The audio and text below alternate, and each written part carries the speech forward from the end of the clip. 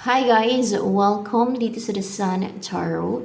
Ang reading nito ay for collective for anyone who can resonate sa reading nito. This is general and a collective reading your energy at this time. You have broken every chain. Four of Pentacles. You are stable, grounded, balanced, no? Or secured. You feel secured, balanced, or yung hindi ka na outbalance ba, ganon, or hindi ka feeling unsecured, ayan. You feel safe.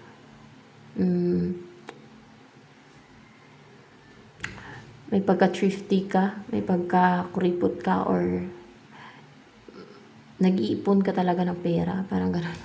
Kasi Four of Pentacles, so either dun sa mga nabanggit ko. Kasi madaming meaning yan eh. Five of Swords.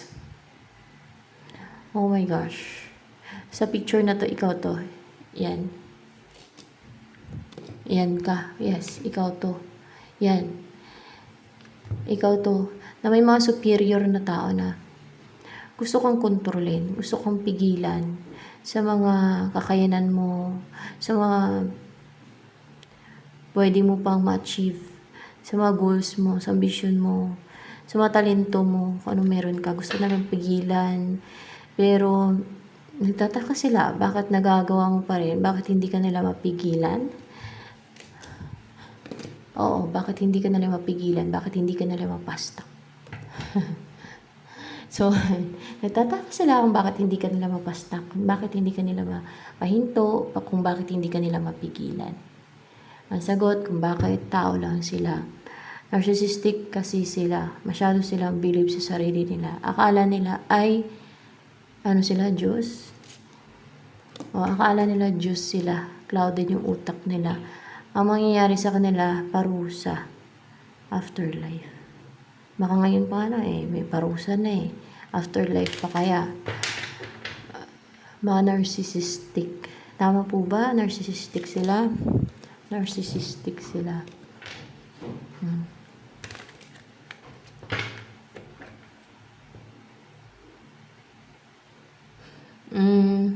Anong darating sa'yo?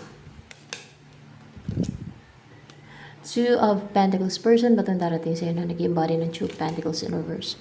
So yes, it's a person na komportable siya ngayon, hindi siya nagja-juggling, hindi siya nahirapan mag-decide, hindi siya nalilito, hindi siya nagugulo, hindi siya nahirapan na pumili o mag-decide talaga, no? Ganun basta hindi na siya nagja-juggling. Komportable yung buhay niya, someone na stable or secured siya, komportable, kung ano man yung ginagawa niya, confident, yan ang darating sa yung person na yan. Masagana yung buhay niyan. Ano tong person na to, tungkol sa person na to na darating sa'yo na si Two of Pentacles in reverse? Very brave and hindi siya magpapahinder, hindi siya magpapapigil, and passionate siya and aggressive, porsigido talaga na i-pursue ka niyan. Ayan, yan na yung decision niya. Nagawin niya na yung kung ano yung napag-desisyonan niya. Kahit na may humaharang, kunwari si Satanas ito, itong dragon, kunwari si Satanas yan. Yes, kunwari si Satanas yan, no, na gustong pumigil. At yung mga alipuris niya, no. Ay, hindi siya magpapigil. So, ano pa? Hindi mo papigil itong person mo. Hindi siya na matatakot, no. Pero you know what? Yung pagka-dragon ni Satanas, ang alam ko, yung mga seraphims kasi, mga ano yan siya eh. Sino ba nagagay dito ngayon? Angels ba nagagay dito? Angels ba nagagay dito ngayon? Hindi. Si Yahweh ba nagagay dito ngayon? Upright po ba yan? Ayaw mo, si Yahweh nagagay dito ngayon. Kasi kanina nanalangin ako eh. Si Yahweh.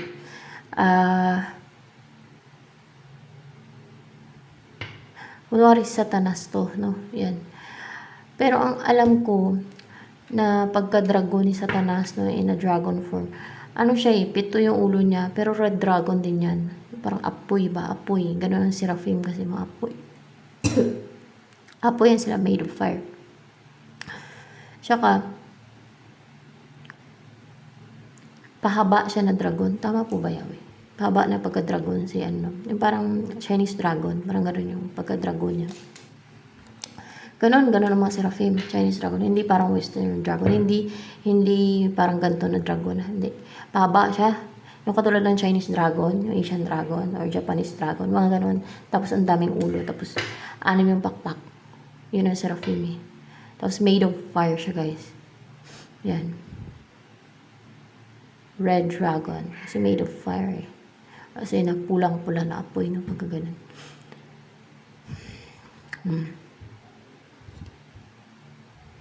Ano ang ini-embody mo energy yan?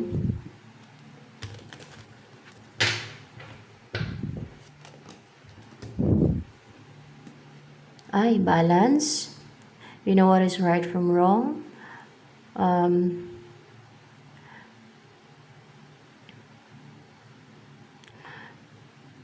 Madali mong matimbang kung ano yung tama sa mali. Kung sino yung mali sa tama. Kung sino yung evil from good. Mga ganun. Madali mo ma-evaluate kung sino yung evil from good. And you're strong, grounded, you're in harmony with nature. You are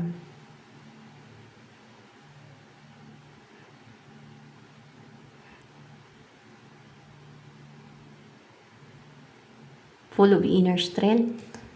Yeah. Puro black. May black pala. Black. Ano yung hilingan mo matutupad? Yung may ma-destroy. Ano to ma-destroy na to? Evil forces na nang-atake sa'yo. Yeah, evil forces na nang-atake sa'yo. Ma-destroy na yan sila. Kailangan talaga i-destroy kasi hindi naman titigil yung mga yan eh. Yung mga evil forces na yan. Talagang, alam niyo, parang desperado na yung mga yan. Lalo na sa end of times na kasi may katapusan talaga. No?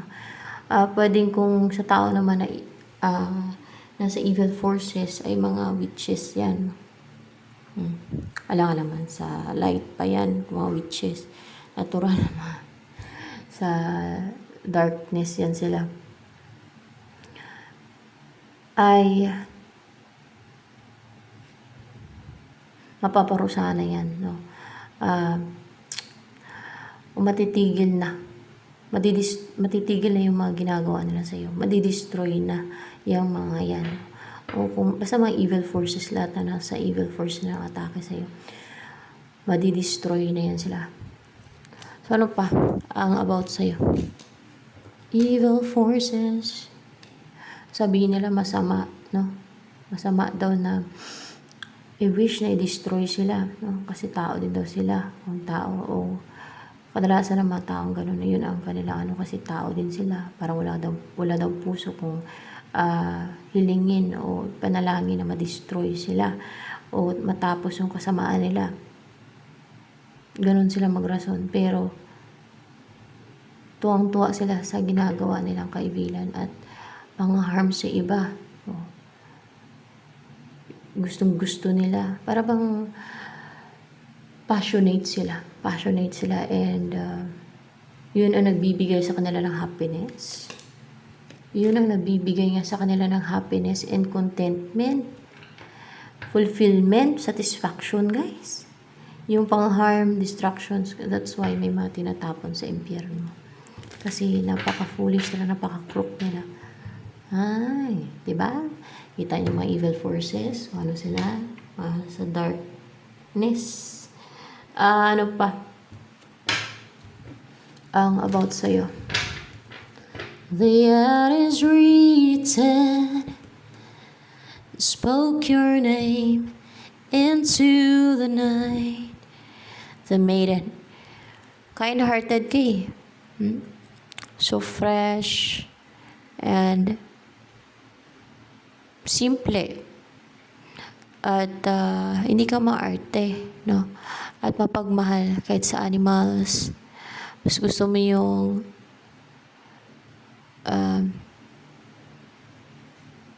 mag-spend ng time outdoors or sa nature and with animals. Ano pang about sa'yo? O maybe nag-heal ka din ngayon. Kasi sa nature yan. Meron mga na-release na baggage, may mga natanggal na baggage sa'yo. Kadalasan mga negativity yan. Frustration, mga harm, mga emotional toxicities, like anger, and resentment, mga ganon. Ano pa? O kaya negativities from others. Ace of Pentacles, the Hangman. Ikaw to, the Hangman na to. Upright ba tong Six of Swords? Ay, oo. Ikaw tong the Hangman na to, so ibig sabihin na stagnant ka. Or ikaw ba to, stagnant ka? Ikaw stagnant? Stagnant ka na. Stagnant. Ayan o.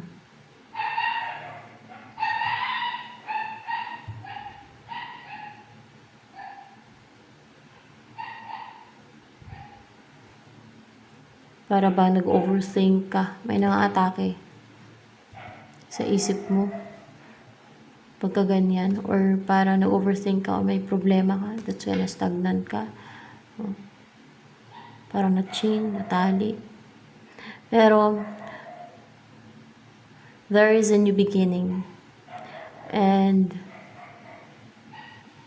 parang punong-puno ka ng pag-asa. And there is a fresh start of color green. And,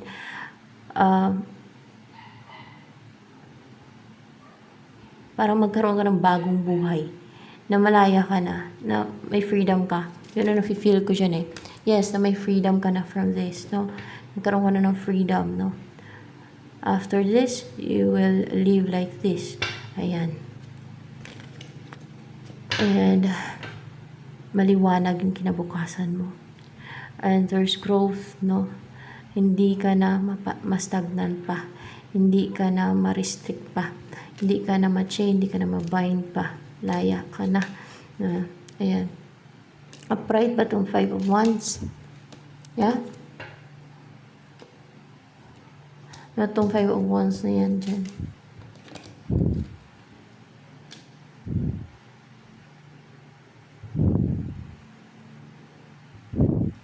Five of Wands.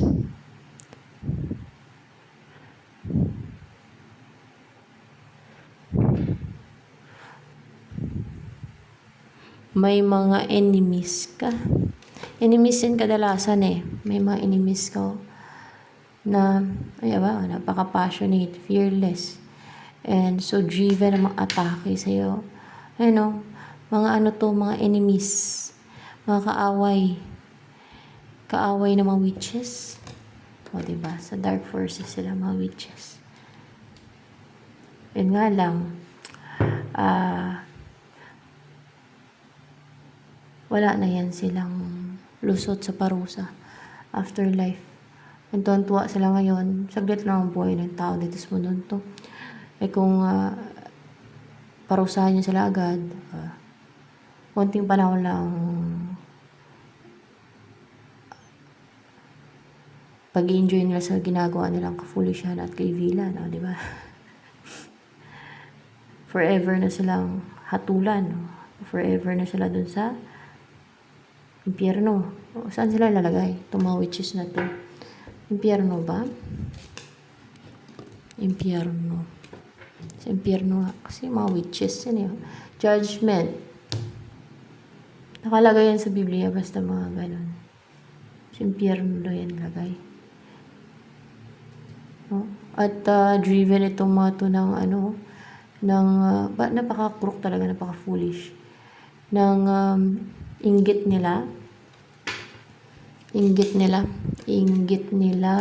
O yan, napupush sa kanila talaga na mga atake sa'yo. Yung inggit nila, o diba? Mga inggitero, mga ganun. Judgment. Kasi nakikita nilang clear ang judgment mo. Kasi hindi clouded ang judgment mo, yung isip mo. Ayan. Ano pa? King of Cups.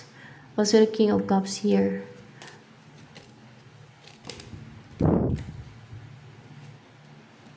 See the Star. Ito ba yung person na si Two of Pentacles in reverse kanina? Siya pa rin yan, guys. Si Two of Pentacles na yan. Emotional na siya, oh. Emotional na ba siya ngayon? Pwede din maging emotional pa lang. Pero emotional na ba siya ngayon sa'yo? Hindi pa. Maging emotional pa lang siya. Mag-o-offer siya. Or mahal ka niya. Mahal ka niya ni King of Cups, ni Two of Pentacles yan. Mahal ka niya. Mahal ka niya, hindi sa emotional siya. Kundi mahal ka niya at may offer to guys. Kaya gusto niya mag-celebrate kayo together. You will be together. And mag-celebrate kasi you will be together na pag nagsama na kayo. Naka-recover and positive na siya. Naka-recover na siya sa emotional turmoil, sa pag-grieve, sa pagmumukmok, sa pagiging sad, yung ganon. And positive na siya ngayon at mahal ka nitong taong to. Yan. Ano ang gusto niyong buhay kasama ka? Ni Two of Pentacles and reverse na yan. Rider. Yung gustong-gusto niyong buhay. Parang wish niyong buhay no, kasama ka. Parang mala fairy tale yan. Pagkaganyan yan. Ano pa ang gusto niyong buhay kasama ka ni Two of Pentacles in reverse na yan? Fish and mice. Yung masagana yung buhay ninyo at wala namimisti. Parang mice kasi, yung mice kasi parang namimisti ba? So wala namimisti no, sa inyong kabuhayan na napakabondat ng buhay ninyo. Yan. Kung magkaroon ka ng maraming business, ganyan. Dalasan business yan yung pag-fish. Ano naman ang feeling sa'yo ni Two of Pentacles in reverse na yan? Recover na siya sa heartbreak o gusto ka na niyang balikan. Kasi mayroong gusto ka na niyang balikan. Gusto niyang magtagumpay na makabalik na sa'yo. Kasi may 3 of Cups pati dito at 3 of Swords in reverse. So ano pa ang gustong sabihin sa'yo ni Two of Pentacles in reverse na yan? Empress and Emperor. Gusto ka niya mapangasawa. Kasi Empress and Emperor, pair eh. Hindi.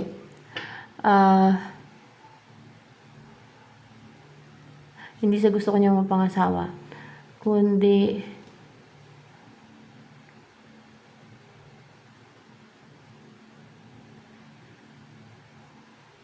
attracted siya sa'yo eh.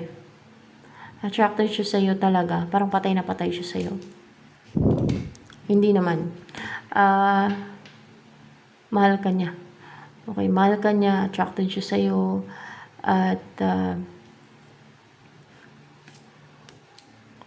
kaso in reverse kasi ito Emperor eh.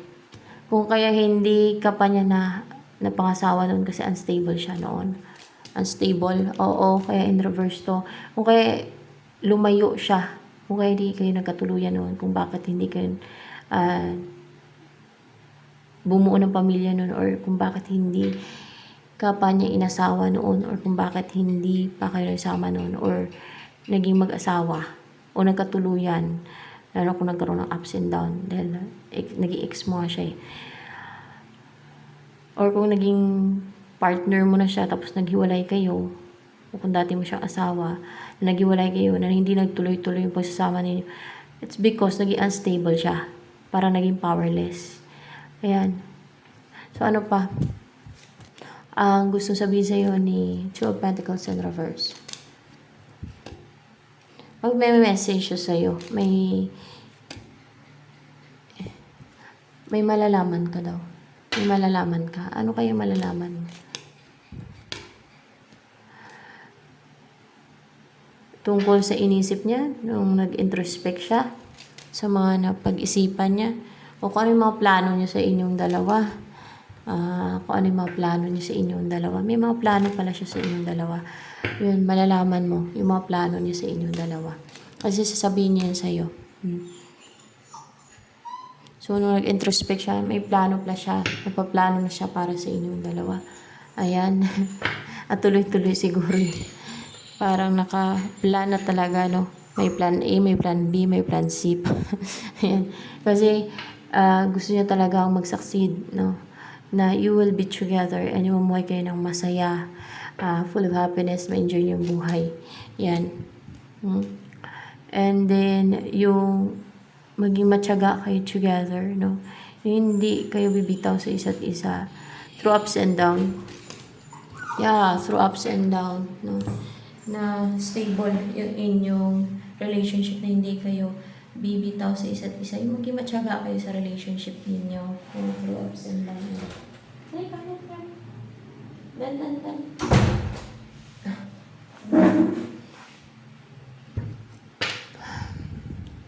Ganun talaga ang relationship. Kailangan matyaga ka through ups and down. Kasi walang perfect na relationship. Basta hindi nyo bibitawan yung isa't isa. Ganun lang yan. At matyaga kayo. At mahal nyo yung isa't isa. At walang loko-loko. Ganun. Anong message para sa inyo? Sa'yo ni Yahweh. May magte-take ka ng action eh. May mag-pursue sa'yo eh. Yan, very brave siya and grounded kasi may black and red. Mahal ka daw ng tao na yun. Mahal ka niya. Seryoso yung offer niya sa'yo pang long term. May commitment. Ayun, may mag-reach out. Yan.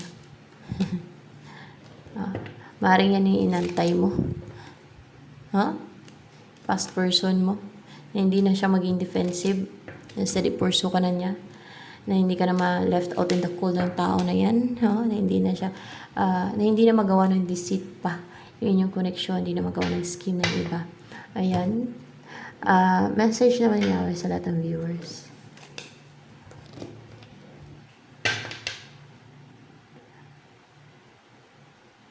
Matuloy ang yun. Matuloy ang yun daw. Yeah. So, ayan. Ito na lamang guys for collective reading.